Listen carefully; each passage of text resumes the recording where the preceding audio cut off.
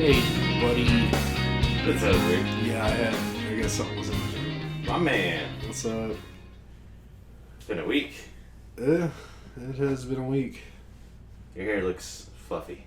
I need a haircut so bad. Oh, dude. I was thinking about you and your hair the other day. I was like, has he still not gotten a haircut? I mean, I'd seen you recently, and I was like, I can't remember. I got it cut once. But at this point, it was weeks and weeks ago. Weeks. A month ago. More than a month ago, probably. I mean, I usually go 3 to 6 months between haircuts. Mm-hmm. So, I think I'm definitely in the past the 3-month point. It's definitely getting long in the back. Yeah. Ash was playing with it in the car last night. Yeah. On the way back from a birthday party thing. As you do. Yeah. She's like, you're not going to cut it, huh? I was like, nope. It is funny because it reminds me of my youth and being like, I almost have a ponytail. Not gonna lie, I definitely enjoy seeing you if you grew your hair out long enough to where you can like tie it back. It's gonna take so long. It takes years. It's a bit of a commitment. Yeah. But it's okay. I've thought about growing my hair out again, but I just no. Who has the time? I mean, I have all the time in the world, but there is something to be said about, even though I don't work in the office, like I have to be on like video calls all the time. Yeah. And wanting to look a little bit more professional. It's getting harder and harder to tame what's on my head, and for me to look like see my camera or like my picture in the computer and be like, I trust that guy. You saw a little bit of it in Minneapolis, but definitely every time I go downtown, every time I'm gonna be like around folks, I'm using this Old Spice styling putty. I have the same stuff. Yeah. I mean, maybe not the exact same, but like it's like a little, looks like a hockey puck, Yeah. red hockey puck. You know, It screw the top. sounds the exact same. And when it's short and when I've had my hair cut, I can just put in like leave-in moisturizer so it doesn't like look dry and silly. But when it's like this, like I gotta use an amount of putty to keep it all where it's supposed to be. Yeah. I feel you. Hair things. But we're not talking about what's important. Look outside, Kelly. Bro, it's like fall has finally got here. Mm-hmm. It's foggy right now. We've got a fog advisory for the moment. I went out at like 7:30 this morning. I went to the gas station real quick. And it wasn't foggy at that time. But maybe it kind of was. I couldn't really tell. The sun was still just kind of coming up, and my windshields were getting real... Like, it wasn't rainy, but they were fogging up pretty good. Yeah. That was fun. But yeah, I'm just stoked now that it seems like the real heat is about done for the year, I'd imagine. Wow. I mean, today it's going to be up to 79, and then tomorrow it's going to be back up to like 85, I think. But the highs are one thing. The lows are what's a real eye catcher. Well, no, for me it's the highs that I always care about. It's the lows that get me excited at the early in the season, but then they don't mean too much because I'm usually asleep when it's... Not really. I'm awake in the mornings. But after tomorrow being a high of 85, then Tuesday high is 79. And then as of right now, Wednesday high of 66, Thursday high of 66, Ooh. Friday high of 68. So 3 days in a row with highs in the 60s. And the lowest low being 44. I'm going to be forced to make a brisket. Yeah, it's definitely getting about time for like oot and a boot season. While you got that up, would you mind reading off the lows as well, Kelly? Yeah, well, for those 3 days specifically, well, I guess if we want to go tomorrow low 68, so hotter than it is right now. But pretty ho-hum for a low.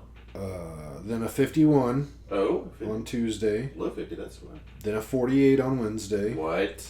And a 44 on Thursday. What? and a 48 on Friday. 44 is 12 degrees of freezing. And then the next 4 days after that are in the mid to high 50s for the lows. Incredible. And we're going to get back up into the 80s here in about 9 or 10 days. But at least I don't think we're getting back to the 90s. Mm-hmm. We shouldn't get back to the 90s this year. The 90s. Everybody loves the 90s, but they've got a place. And that place is behind us now. Agreed. But yeah, it feels pretty good outside. Heck yeah. So, where did we leave off? What did we talk about last? I mean, I got a bunch of bullet points for current events. Gross. Some feel good, some celebrate. Michigan and TCU won yesterday. Yeah. And it was Michigan State, right? Yep. Yeah.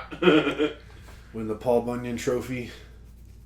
Sweet. Beat little brother again another year. That whole area just claims Paul Bunyan, huh? Yeah. Like the whole northern Midwest claims him. Like It's not even Michigan is the only state that claims him. There's other states that claim him too. But he was a pretty tall dude. He got around. Nice. Certainly he did. The four of us plus two others did glass pumpkins on Wednesday. We did. We went glass blowing. That was a lot of fun.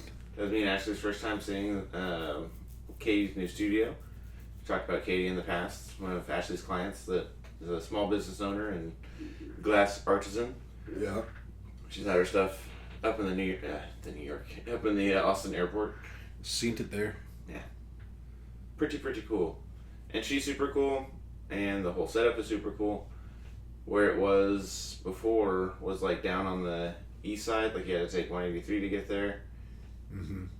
In that like weird pocket of Austin where it's like 183 past the airport. What is that? And it was like an L-shaped building in a parking lot, and you know the dogs, Ghost and the bad one, Archer. Yeah. Archer was just barking at people all the time. But now they're actually. Do you remember I used to work for a flooring company? I do. That building we were in was like it was catty corner, but not like across the street, across like building structures from that place that I used to work. Where like I could throw a rock. Nice. Where I used to work. And very nice facility.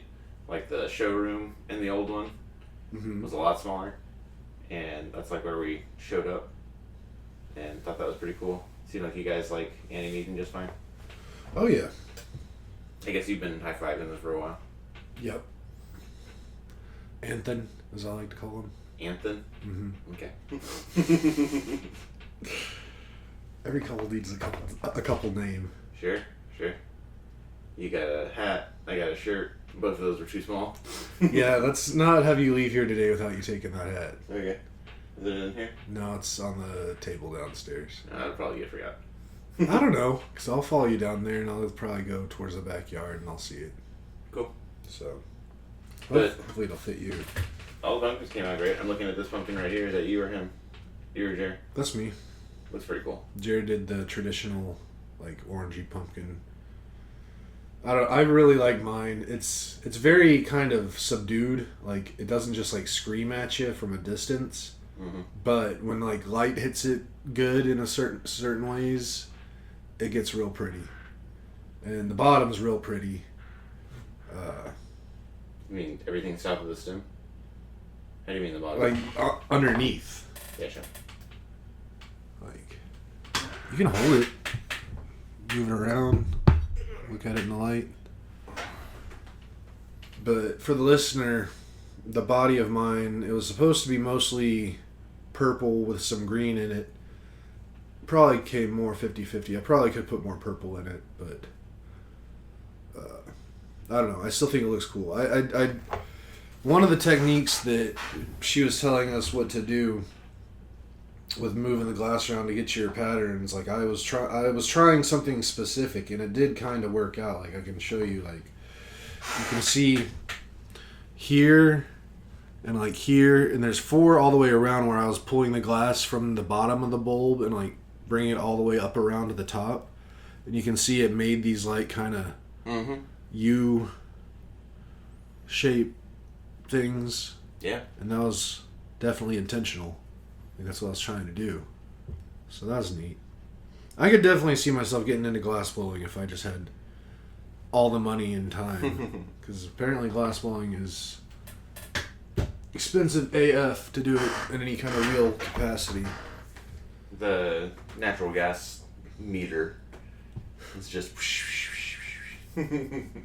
Yeah, I can't imagine what their gas bill is. Yeah. I think it looks really cool. Kind of reminds me of the Northern Lights. Yeah. Yeah. Definitely feel that. And I think it also, like, even though it's not, like, glaringly Halloween-y, Oh, it's not. it definitely has Halloween vibes, but I think it can be a year-round display pumpkin. Decorative gourd, if you will. Nice. Pretty sure pumpkins are gourds. Yeah. So that was a good time. That was a real good time. I remember as we were all getting ready to leave, Katie was saying that she wasn't going to be there the next day, but that's when we could go first pick up the pumpkins because they had to cool overnight in special ovens. And everybody was like, oh, we'll just wait until it's convenient for them to show up or whatever. And I was like, I'm going to be here tomorrow to pick mine up. Like, I told Katie that. And I definitely did go the very next day because I just really wanted to see it. I really enjoyed it. 10 out of 10, if you ever have the chance to go glass blowing, I would recommend. Did see that apparently you can sign up for like a 4-week like course where it's once a week and like once a week for 4 hours. So it's a total of 16 hours of learning for like $600. Yeah. Which, I mean, that's a lot of money, but for 16 hours, like if you just break it down per hour, that's really not that bad. And how many weeks? It's 4 weeks. Yeah. Once a week for 4 hours a week. Makes sense to me. But again, $600. It's just got that to do. Just throw away on just a fun hobby. I'll never be a professional glass blower. I just don't have the time. I probably could be if I wanted to, though. I feel like I have the aptitude for it. What aptitude is that? Just creating and using my hands and the whole glass blowing thing. Like, I think I can pretty much make anything with my hands if I really want to. And I have the right tools and materials. And I could probably get pretty good at it if I tried, but I can't be good at everything. Gotta leave some stuff for other people. Definitely always wanted to build a house. Same. Many different kinds of houses too. Like a traditional house, a log cabin, castle. So like stonemasonry, log cabin, log Henry. Yeah. Lots of stuff like that I like to do. Just not enough time. 2 things that happened yesterday. 3 things that happened yesterday. For Ash and I guess rewinding a little bit. Yeah, I gotta tell a story. Jared and I have been playing pickleball, right? And we walk past a field, over a creek, past some goats to get to a park. And then sometimes there's people there playing pickleball already, and then we gotta play basketball. Yada, yada, yada.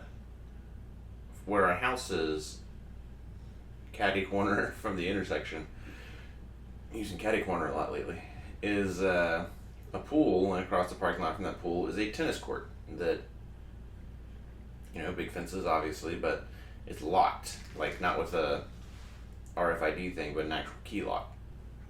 And in 5 years of walking by that thing, driving by that thing, I've literally only ever seen one person in there, and they were practicing serving by themselves.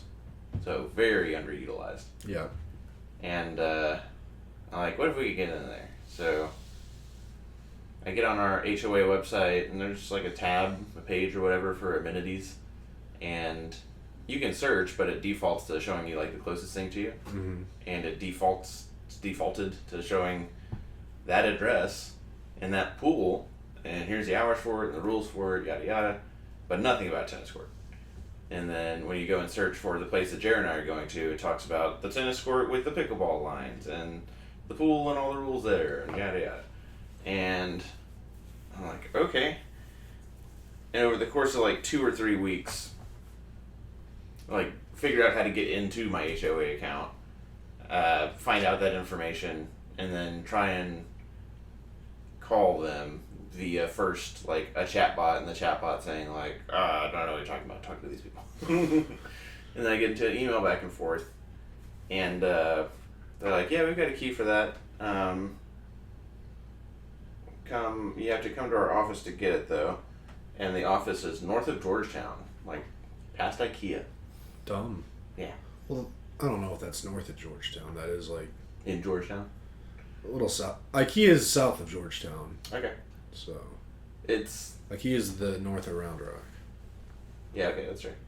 But it was, like when I left this place to get to 1:30 and to go back home, all country roads.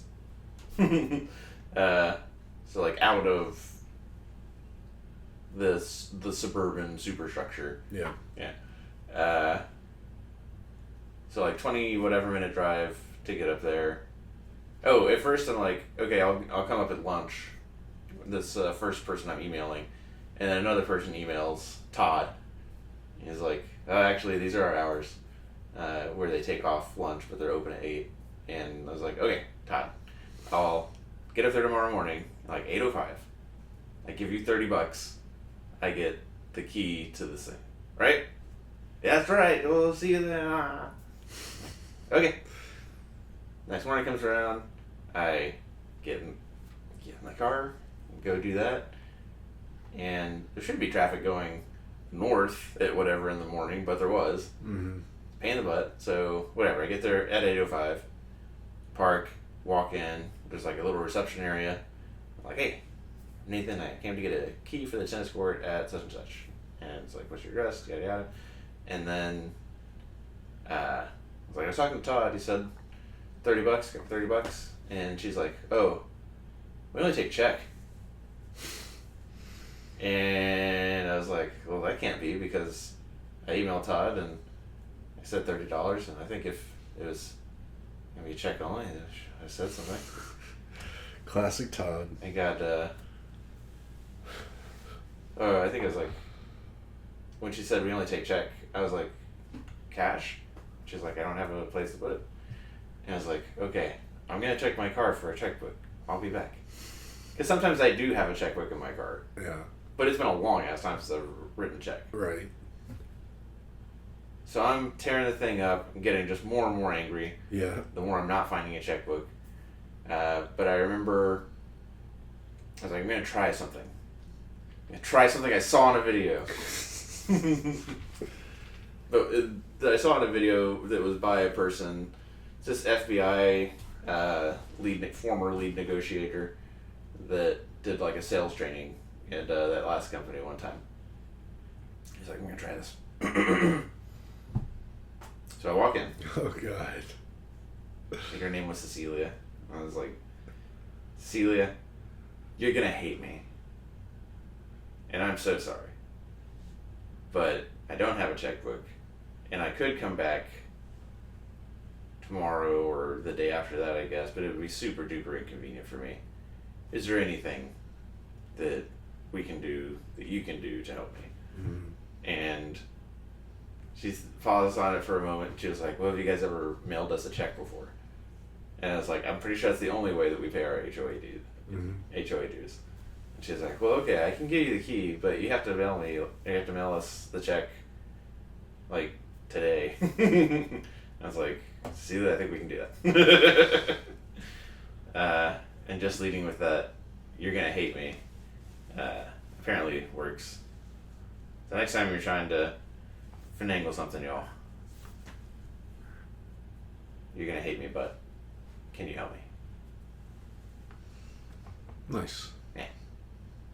And the can you help me is another I sandwich those two things together. Yeah. So that worked. Got the key, and then Jared and I played pickleball in there Thursday.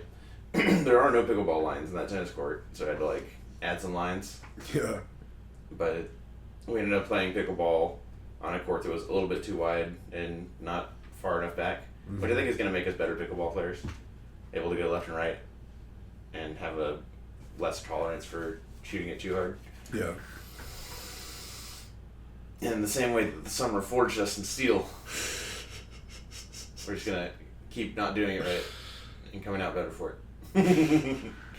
But all that is to get to Saturday. Ash has been talking about wanting to play, and we were either going to pickleball or driving range, and we're also going to go to that birthday party, and just because of the time or whatever, we're like, all right, just pickleball's like across the street, we're going to do that. Yeah. And no surprise, she's a natural.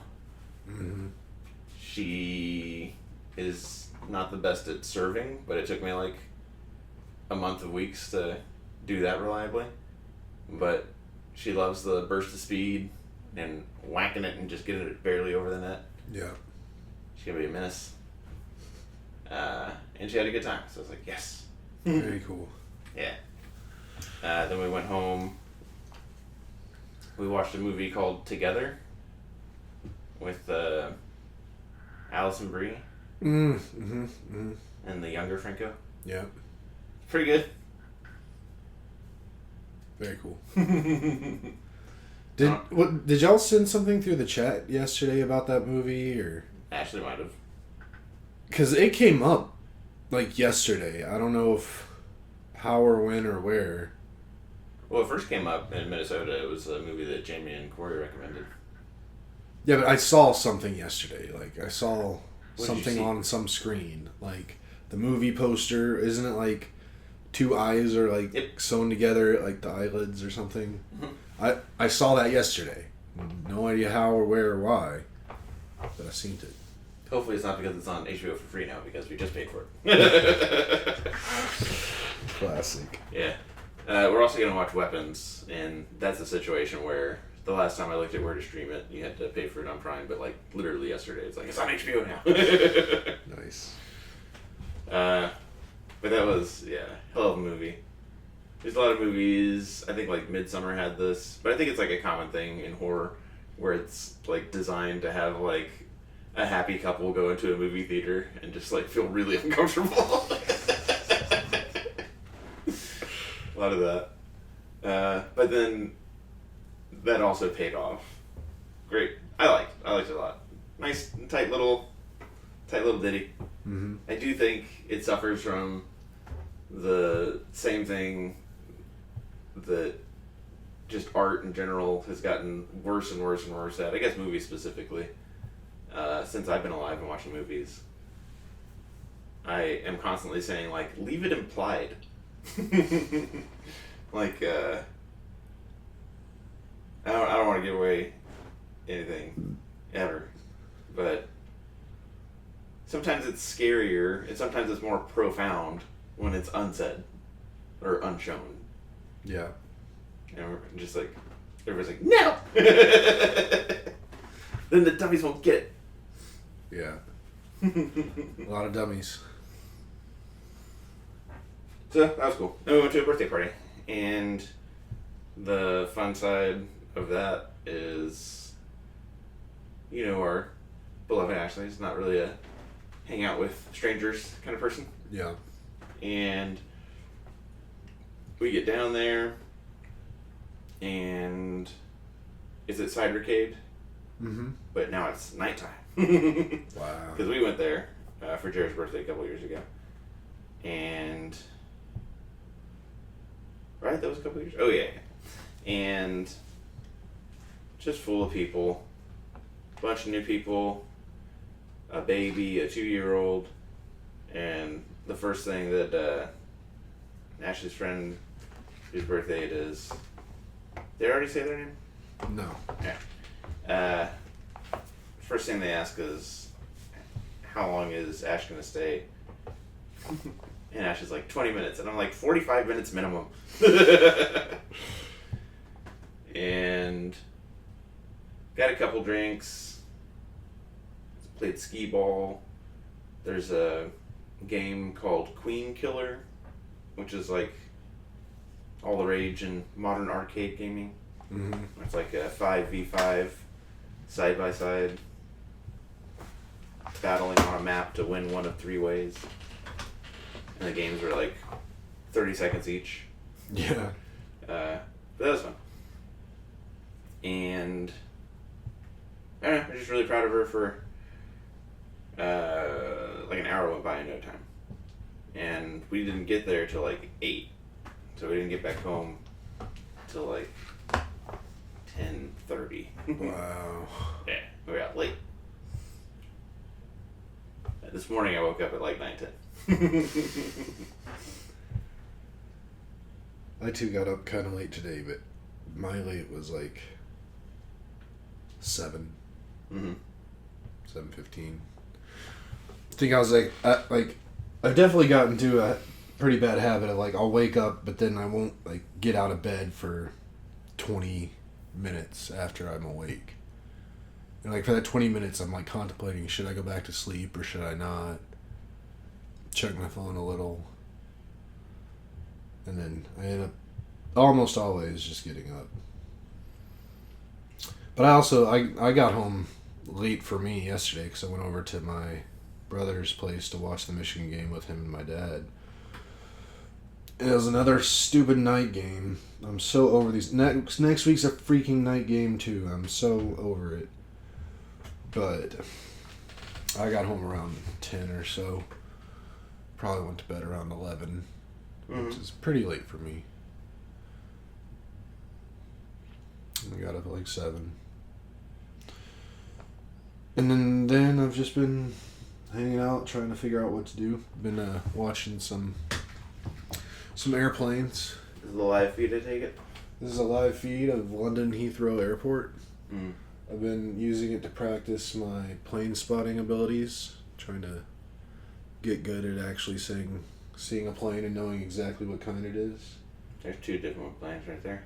Well, I know that's an A380, Airbus A380, the big one. The small one, that's an Airbus A319 or 320. It appears to be picking up steam. Yeah.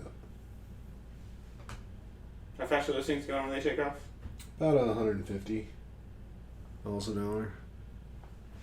That's usually their V1 speed. Or V2 speed, actually. V2 is when they actually pull back and first lift off. Rotate, if you will, is what they call it. Mm. Whenever you're going down the runway and then you pitch up to take off, that's rotating. And that's right there, the Airbus A380, currently the biggest commercial airplane in use in the world. Look at those little windows. That thing can hold like 550 people. It's adorable that it's a British plane and it's a double-decker. It's funny because, like, that is pretty funny, but British Airways is not the primary user of the A380. Like, there's other airlines that use them way more. But it's such a, like, it's one of those airplanes, it can't land everywhere. Like, I don't know if Austin can handle an A380. Like, it's so big, it has to go to certain airports. The last plane was up in the air about now. Yeah, and that other airplane, its entire wingspan was about the size of one wing on this guy. How's that thing gonna fly? Come on. I mean, it's so big. Like, this doesn't do the scale justice at all. Like, if you... Poor little wheels. How is this gonna work? It's tilting up. This looks terrible. And that's the thing. The bigger the airplane, the slower it looks like it's moving. Okay, I guess it's gonna work out. It's fine. It doesn't seem like it's gonna be fine. That's totally normal. Like, right now, it's probably over 200 miles an hour. Probably already at about 3,000 feet. How many people are on that thing? Over 500. Oh my god. Probably closer to 6 after you count all the crew and everybody, if it's a full flight. That's ridiculous. Yeah, I mean, it's the biggest flying, like, the only thing close to that right now is a 747, and those are almost out the door. Here's an actual piece of one of those airplanes. An A380. Although this one was from Qantas Airlines, an Australian airline. And that's a British Airways, but... Yeah. Camera guy's giving a lot of respect to this one because... It's a special plane. Yeah. It's the biggest thing in the skies right now. All the previous planes, as soon as the wheels started going inside, they're gone. Oh, no. But yeah. Like... There's an American. There's... So I saw multiple Americans, maybe even a Delta. But, this is... I don't know. I this is addicting, like, watching this stuff. Like, I had this on, like, a side screen while I was watching other things, and then I found out, I found myself just purely watching this, and the other thing was the side thing. Yeah. I think if I was a kid, I could just watch this. Are you calling me immature? No, I'm saying this is the kind of content that definitely... I really want to... Like, I've been meaning to do this for a few months now, and now that the weather's changing, I'm more likely to go do it, but at Austin Airport, there is like a little kind of park situated just off the side of like a runway that's a viewing area for the public. Mm-hmm. You can go and park and set up a lawn chair and sit like have a similar view as to what we're seeing here on this screen, mm-hmm. and just watch airplanes come and go. And I'm definitely going to do that someday. I just haven't. One day I got almost halfway there to do it and then decided to bail on it for whatever reason. But yeah, I don't know. I really like it. I want to get good at spotting planes and knowing what's what by seeing them. I've never been that good at it, but I learned a lot today. I can definitely spot differences between a Boeing and an Airbus, which are basically the main two airline manufacturers these days. So that's good. Seems like Airbus looks more dumb. See, that's how I felt originally, but the more I see them, the more I think they're pretty. Like, that's a Boeing right there. That's a 777. Looks like a plane to me. Well, it is a plane. Yeah, but that last thing was a monstrosity. I mean, this thing is pretty big too. Like, this is not a small one. This is not your normal, like, what we fly on around the country here. Although that last Airbus, I was like, that's a British double-decker bus with the wings. Oh man, you should see some of those. I think it's Emirates Airlines. Mm-hmm. On some of their A380s, they have something called the Residence, and it's like ultra first class. It's basically a first class suite where you have a living room, your own dedicated bathroom with shower, and a bedroom inside of one of those giant, at the front of one of those, on top in front of one of those giant jets. Mm. And then, like, underneath you have all, like, the people who could only afford economy just sitting beneath you. But, like, literally you have your own bedroom, your own bathroom with shower, and, like, a living room. It's so cool. You can leave the water on and, like, flood. They only give you, like, 5 minutes of water time. And they have other A380s, too, where for first class, they have, like, a shared bathroom that does have a shower in it, and you can, like, book with the flight attendant, like, I'm gonna go have a shower at this time, and it's you only get about 5 minutes of water, but still, like, I dream of the day I get to shower while flying at 30-something thousand feet. I lost my crap when we were flying to Minnesota, mm-hmm. and I discovered that the bathroom on that flight had a window in it. Oh yeah, that was so cool. But yeah, I just love Airways. There's another Boeing. I'm guessing that's another. Let's see, either a 777 or a 787 Dreamliner. I'll be able to tell you more once it goes by because I got to see exactly how long it is from nose to tail. You know what I like about this? Just looking at it. What's that? The nose. Mm-hmm. That could be a B-52. Yeah. Not that guy. No, that's another A320. Yeah. Airbus. That's the thing, like, for a long time, like, I couldn't hardly get into airliners because they all look kind of generic and the same. Mm-hmm.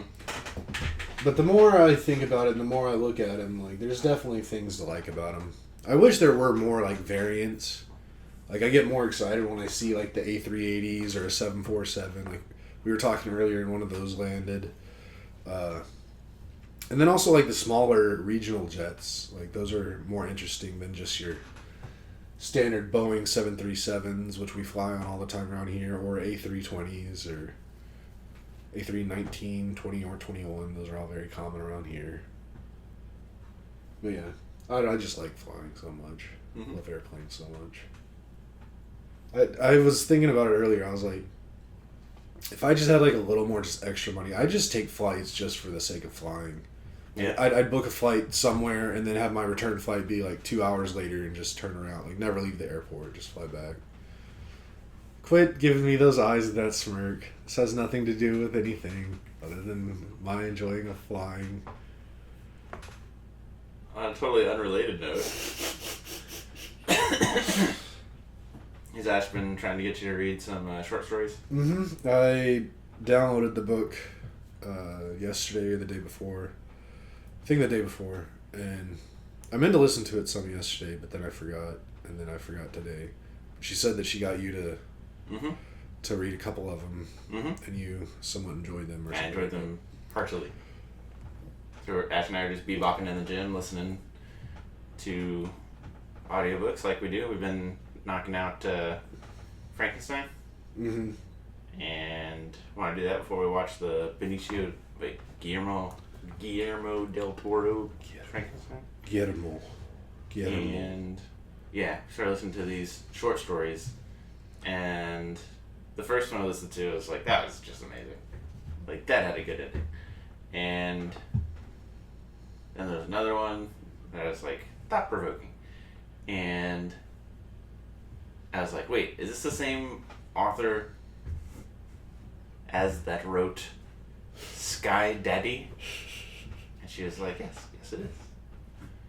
And the Sky Daddy book has gone from being panned and something that is just silly to even think about to Ash has read it. And the parts that I listened to, I was like, it sounds like it might be like procedurally generated, like AI generated. Like, this sounds like somebody who, if you told me that they had a relationship with their AI, I wouldn't be surprised. And now Ash is like, it's actually a good book. I mean, it's a good book if you like certain things and certain types of writing and genres. I wouldn't say it's a good book for the masses. Like, it's not like The Hobbit or something where a lot of people would like it. But it was, I mean, I'm glad I read it just to know that that's out there. And it's what's really funny is when Ash was talking to me the other day about the short story book. I just got thinking about it and I was like, I wonder what this author looks like. And when I ended up Googling her to see what she looks like, she looked basically just like what I envisioned the main character in Sky Daddy would look like. Funny. It was hilarious to me. Like, I laughed out loud. So, I'd like to get to know that person. Just get to know what makes him tick. Like, where did the thought of writing that book come from? Does she actually like aviation? I have to imagine she does. Like, why would you put so much time and effort into something that you don't? Sure. On the short stories, I think that she just likes spinning a yarn. And maybe Sky Daddy was like, I'm watching all this other stuff take off. Let me point this energy in that direction. Yeah, I don't know. Last bullet point before I wanted to ask you a dilemma or get your take on something.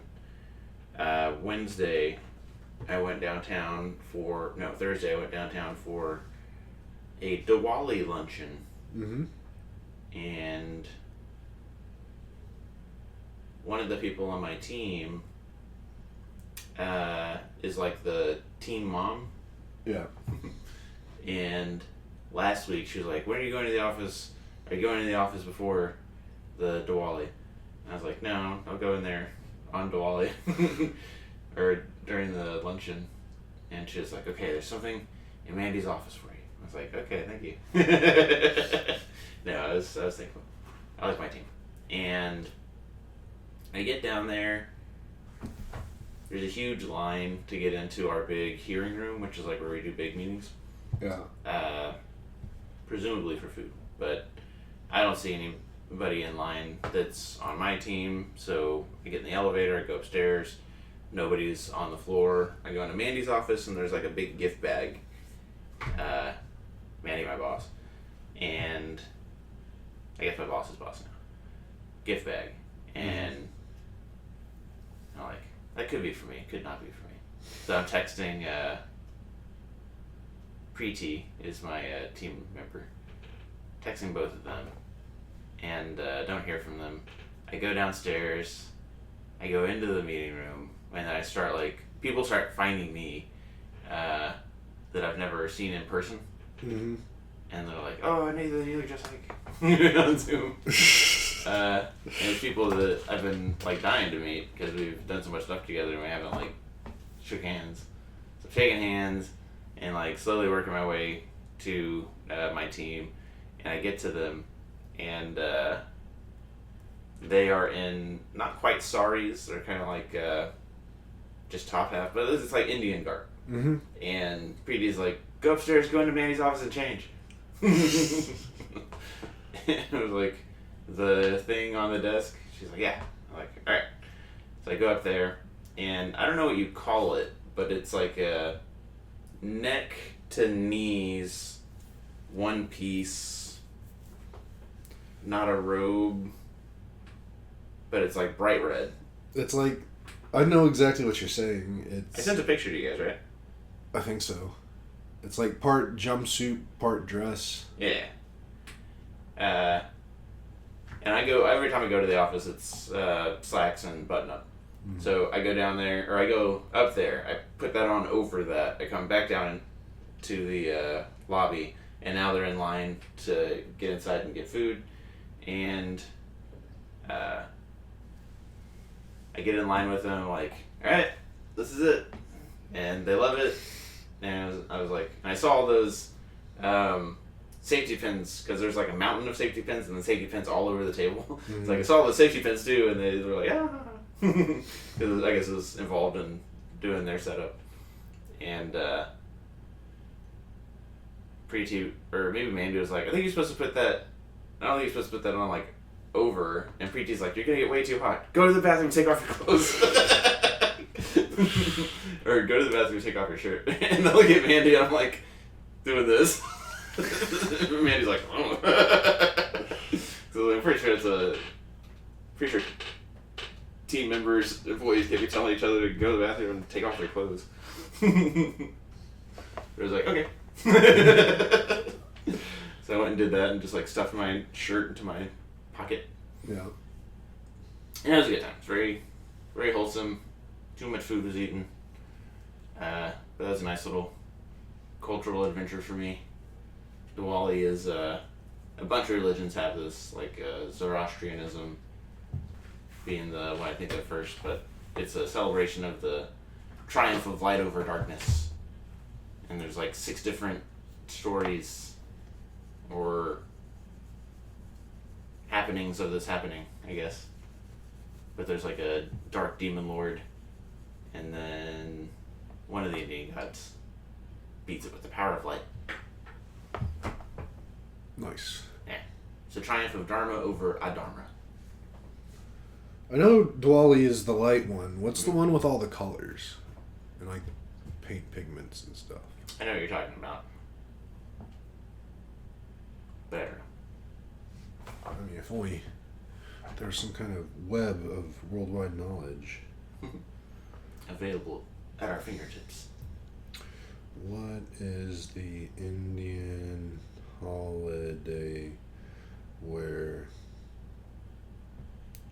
colored powder is used heavily? That was fun for you, Kelly. Holi. Holi. Cool. Festival of Colors. Does it say when it is? It's typically celebrated in March, the day after the full moon, or the Purnima, in the Hindu month of Falguna. I like all this stuff. Yeah. I mean, I'm a sucker for any good like holiday that just like brings happiness and people together, and has costumes and different colors than we normally see. Word. We would go to Vegas in January for the longest time, and I guess that's when like the Chinese New Year is. Yep. And they would decorate it up pretty hardcore there. Yeah. And I work with a number of folks that have attachment to India, and for me being like included, they were, so many of them literally came to me and like said thanks for wearing the thing I was wearing, and like embracing it, and I was like, this is cool. But I think it's so important, like if you care about people, you do things like eat together and break bread together and like share in each other's lives and things they care about. And I don't know why that's not. Sometimes I get kind of down, Kelly. Yeah. About what's been going on. Hard not to.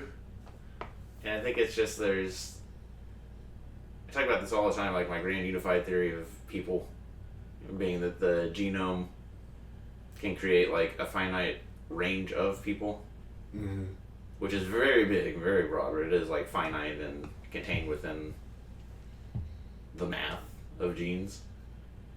And that some things there's a range, and some things it's off and on. And it does seem like there's just two types of people, where it's like some people are like, yeah, this is cool. I think openness is the actual trait that it's called. And it's like you're trying to apply subjective terms like openness to what your genes will and won't accommodate. But just some people just don't want anything to do with that, and I think it's just going to tear us apart. I think that's why like society at scale has always been difficult. It's because like the genome is pumping out, not predictably, but somewhat predictably. Like over 100,000 people, it's predictable that you'll have like a slice that is super conservative and a slice that doesn't want anything to do with other cultures. But you couldn't like predict out of a family of 5 or whatever. Yeah. And that goes into the dilemma question thing that I wanted to ask you about. I think it does anyways. Are you ready? Yes, I'm gonna listen and answer while I watch this Singapore Airlines A380 land in London. Everyone in your country has to take a blue pill or a red pill. If over 50% pick blue, everyone lives. If not, red pills live and blue pills die. One person picks a single color for their whole household. What do you choose for yourself, your partner, or your kids? Me personally? I mean, the thing is, with the way the world is right now, with the way our country is, I guarantee you we would never hit 50% with blue with those things. Everybody would hear if you take a red pill, you don't die, and they would take the red pill. Basically, at least 75% of people would probably take the red pill. And if it's 51%, 49% of everybody's gonna die. Yeah. So if it's 70 whatever percent you said, 20% are gonna die. And I mean, really, the logic, if that was actually posed to everyone, is every single person take the red pill. Because then no one would die. Because you didn't take the blue pill. Why wouldn't it be everybody take the blue pill and try to get to 51% instead? That's the way you'd want to do it. That's the way I would like to do it. And I'd probably do it just for my own morals and my own compass. But I do it knowing that I'm going to die, because there's no way we're going to hit 50% of people choosing the blue pill. Like, no chance. Zero chance. Less than zero chance. Like, if you went to Vegas to try to bet on it, like, they would give you the money, kind of. That's just how sure I am that it would be the red pill. So, and then in that event, everybody, it would be smart to take the red pill if you want to survive. If you want to die on your morals, then take the blue.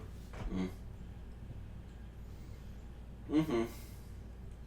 Do you have any different opinion on that, or do you... No, I always hoped I'd find a way to die on my morals. I guess the comments and all of that, a lot of them circulate around like you can't ask somebody to take a gamble on their kids' lives. Yeah, exactly. Like, if you're the head of a household, like... I mean, even with you and Ash, I could see it being hard for you to even gamble taking the blue because you know that could put Ashley in danger. Or vice versa. I mean, it's different because y'all don't have kids and y'all are different than most people. But still, like, I think that would be a hard decision to make if you were the one that had to do it. Or if she was the one to have to do it. Just knowing that you could protect the other one, but you'd also be just fucking over random people that are good. This is something we've been talking about since Jack in the Box. Where it's like, if all of society was just like the dozen of us that are like in this, like you, me, I don't know, Jamie, Jer, Sarah, like the people that we hung out with the most, I think we could make society work. So why is it that if we take it from 12 to 120, 240, 360 million people, what's going on that we can't figure out how to be together? And I hate it, and I've always hated it. I think it's just when you hit a certain population size, you're no longer a community.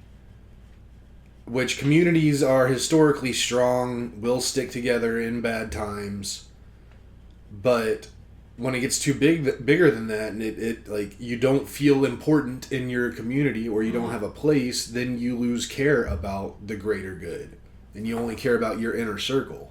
Definitely a lot of that going on. Anonymity. And then also compound the evilness of the internet and being able to silo similar people into certain areas where they get empowered by their fellow dum-dums and all that stuff. It's just, yeah, I mean, like you said, the world has gotten too big. There's too many people. The countries are too big. America's way too big. It should be at least 4 countries. I think it is 50 states. A lot of those states are bigger than most countries. I think the real danger of the internet isn't gathering up the dum-dums and connecting them, but that so many otherwise well-meaning people will get on whatever algorithmically sorted content service, whether it's Twitter or Google News or Facebook, and think that it's really Plato's cave, the allegory of the cave, on super steroids, where they're like, I think I understand the world around me based on this formula to put in front of them whatever's most engaging, and whatever's most engaging is not necessarily like a true reflection of what's going on, so that people think whole cities have burned down or that kids are using litter boxes in school or getting sex changes just every day, every hour of every day of every week.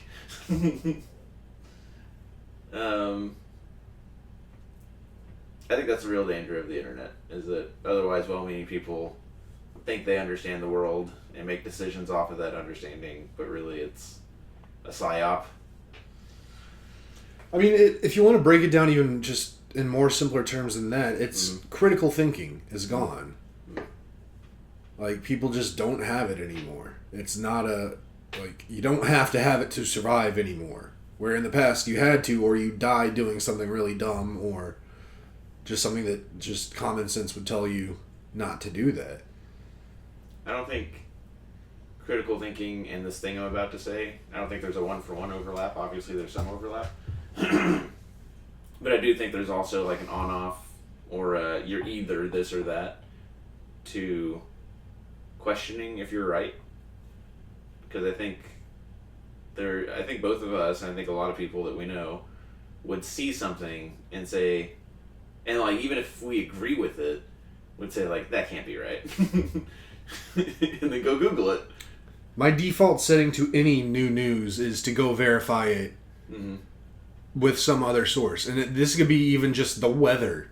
Like, if I see, like, my phone is telling me it's going to be low of 44. Well, I'm going to go see what the National Weather Service says. I'm going to go see what someone else says. Like, anything. But then I don't know if this is a range. I think it might be off and on of, then there's the other person who's like, of course, I was right all along.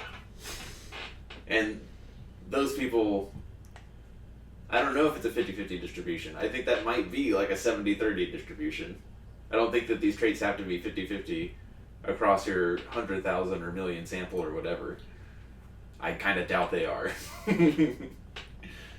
But if that is like a 60-40, 70-30 split where it's not an even number of people who will question things, whether they agree with them or not, versus people who are just always, if I don't agree with it, it must not be true, and if I see it and I agree with it, it must be true. That's just confirmation bias. I think there's a lot of people who,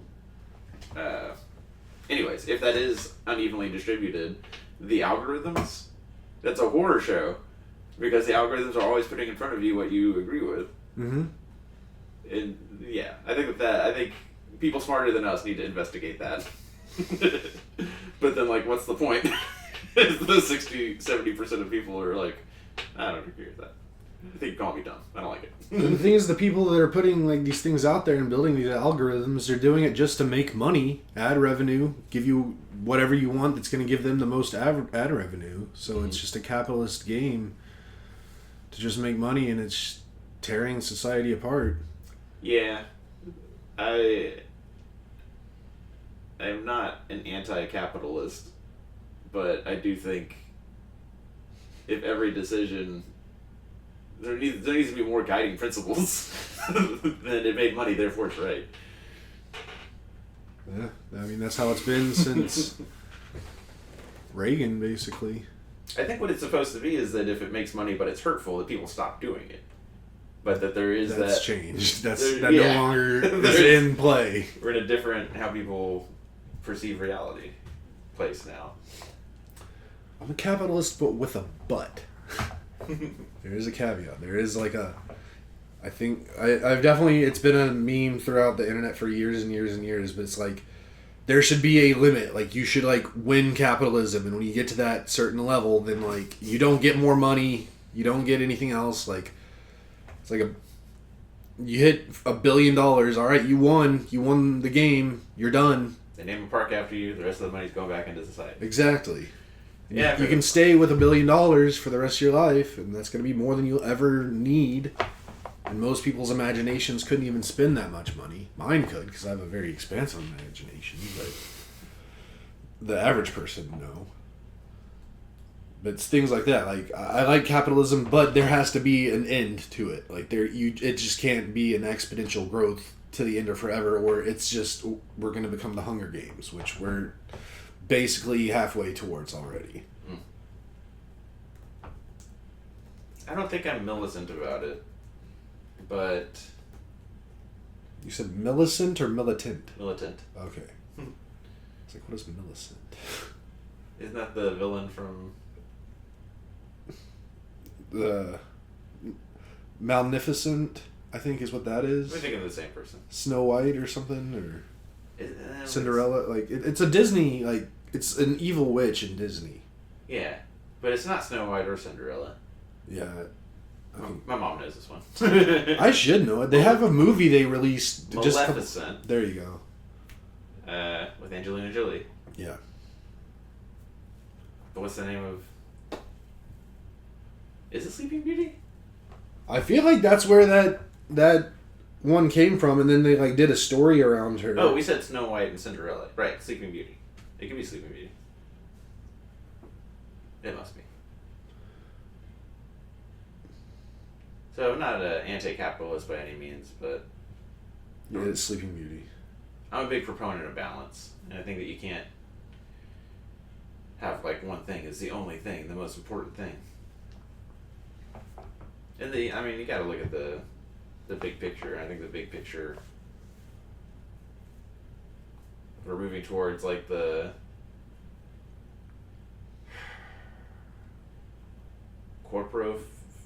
fascism, whatever the world of Aliens is, where it's like the Wutani corporation just owns everything. Or I guess it was the Alien TV show that Jerry and I just watched. There's like 5 companies that basically own the world. Yeah. And it's like, you don't live in a country, you live in like that company's territory. And you're basically, everyone works for that company and like sign their lives away to that company to survive. Wayland Wutani? Yeah. Yeah, we're almost there. The hard part's done. Like, now it's just letting it all play out to get to that. The freaking east wing of the White House is gone forever. Yeah, I got into a good spat with some of the former Army officer guys. It wasn't pretty. I believe it. That was another instance of, like, one of the guys that was defending it was like, look at what Roosevelt and Taft and Roosevelt, like what Theodore Roosevelt and FDR did. And it's just the same. And it's like, how do you mean that? And I'm like, well, they spent millions and they did a demo. And it's like, they were sharing the press secretary showing those examples. And I was like, do you understand if the complaint is that it's being done unilaterally? Like that if Trump is the only person who's saying this should happen and then it happens, Congress isn't involved, the General Services Administration's not involved. That's what people are upset about, is that like on the whims of one man who says he's not a king, like this thing has happened. And they're like comparing it to other projects that have happened, and it's like each and every one of those projects had congressional oversight. The big one that was annoying was there were $374 million of renovations of the White House under Obama. And I was like, dude, if we look into that, is it going to be Obama unilaterally decided, like Trump did, that he was going to do these things? Or is it going to be something else entirely? And because Carolyn Leavitt, the press secretary, compared it, they're like, that's the end of it. And I was like, okay, well, let's 10 seconds Googling, and it was a bill passed by Congress because the White House infrastructure was failing, like AC, that kind of stuff, to modernize it for the internet. But then also is not passed by Congress after all these reviews and all that, signed by Bush. It just happened during Obama. And they want to say that, therefore, it's the same. It's like, what about all of these substantive differences? And then the FDR and all the other examples, also Congress was involved. Oh, but they're the same. How? Like, what is it that you care about that makes you say they're the same? And I don't know, just people can't interrogate why they say things other than that's just how they feel and that's what they want to be right. And I don't know. And these are people that like went to college and I went to war with.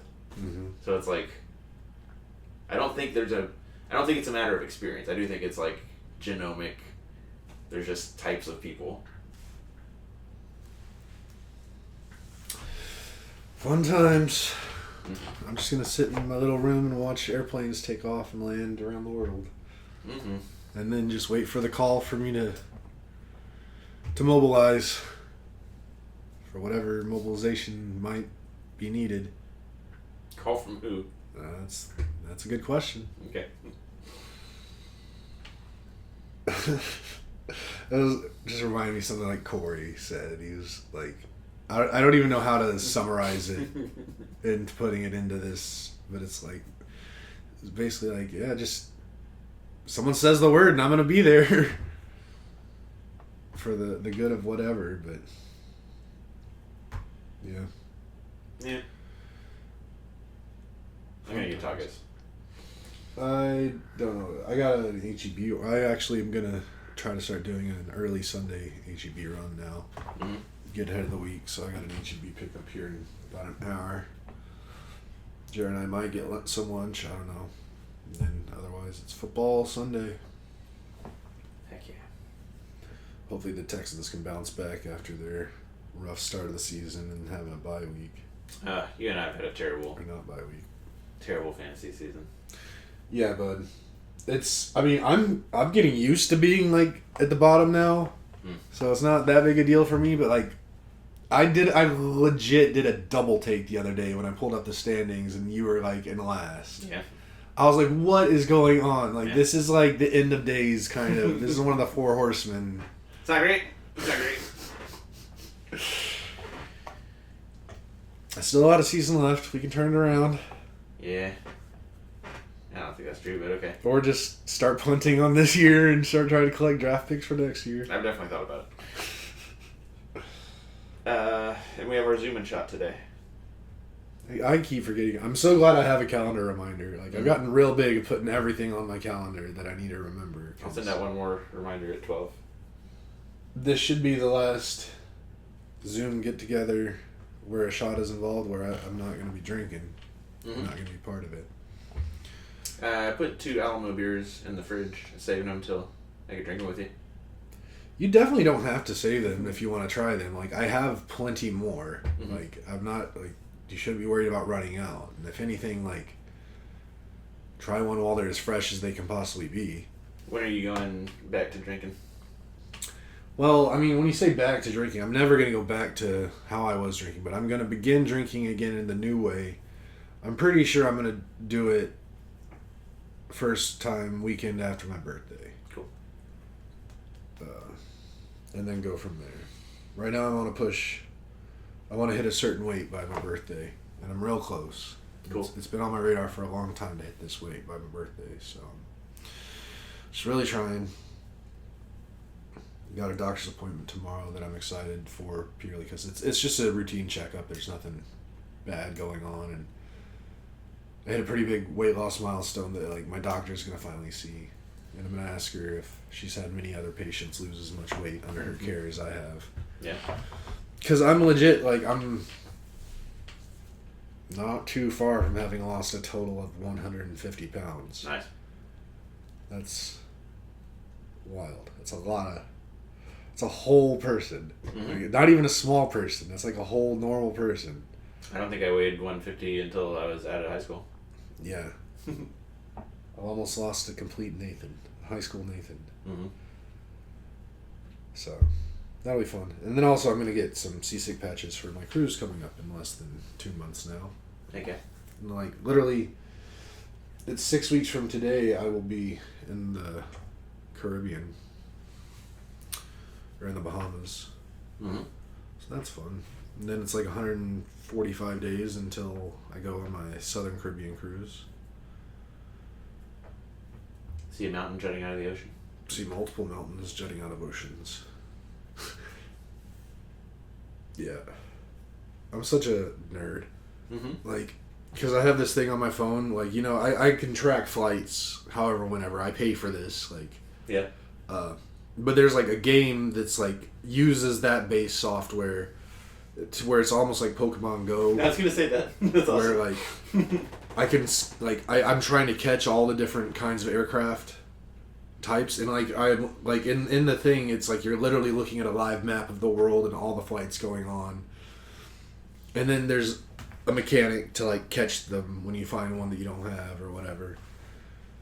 But a big part of it too is like unlocking other airports so you can then like travel and catch out of certain other airports.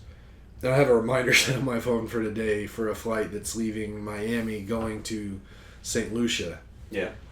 And it's always a flight, like, to unlock a new airport, it has to be the destination of an airplane you catch. Yeah. And I've already caught numerous flights that were going to Miami, so I have the Miami airport unlocked. so now I have a timer set because like yesterday I was doing research as to when flights were going to from Miami to St. Lucia or to like St. Martin or other places that I'm going to be visiting. So got that set so I can catch that airplane and unlock that airport, because another thing too, there's a lot of fun, cool, like smaller airplanes that fly around the Caribbean islands that don't fly a whole lot other places, so you can unlock some rare stuff. Sweet. Yeah. Pokemon Go planes, I like that. Yeah, it's really fun. I have like 400 different types of aircraft I've caught so far. Seems like 280 too many. There's legit, I have like over 60 types of Cessna airplanes. Like, but they're by far like the most different, like have the most different types of airplanes of any other manufacturer that I've come across. Like way more than like Boeing or Airbus or all the other big names. Like Cessna, there's so many of them. Nice. Coming in and out of that Austin Executive Airport? Not as many as you would think. There are, I mean, definitely some, but it seems like most of like the private jet stuff goes through Austin Bergstrom. You say Cessna, I think prop plane. Yeah, well, that is a big portion of them. They'll even fly some of those out of Austin Bergstrom, but not a lot out of Executive. There's other airports around here that those come out of. But there's also a lot of like Cessna jets, like private jets, like Citations and all kinds of fun stuff. I don't know. I'll quit nerding out about it. Ooh, that's a 777 All Boeing. the sevens. Yeah. It's okay. I'm done. I was about to say something real nerdy, but that's okay. My nerdy thing is a 777 is a 155 millimeter tote howitzer. Okay, I gotta say, Boeing is silly because like a 777 is much larger than a 787. Dumb. Yeah, I don't know why you do that, but and there's no 797 yet. There's a 727, 737, 747, 757, 767, 777, 787. Their new one they're working on is another 777. But it's just a different variant with massive, stupidly massive engines. Like, their engine is as big as the body of that airplane. Like, that's how big around it is. Too big. They're massive. But yeah. Okay, 777-900 ER. Extended range. Extended range. You can fly like 8,000 miles. Nice. Yeah. Okay. Anything else you gotta say? Okay. Nah, just love you guys. Okay. Love y'all. Take the blue pill.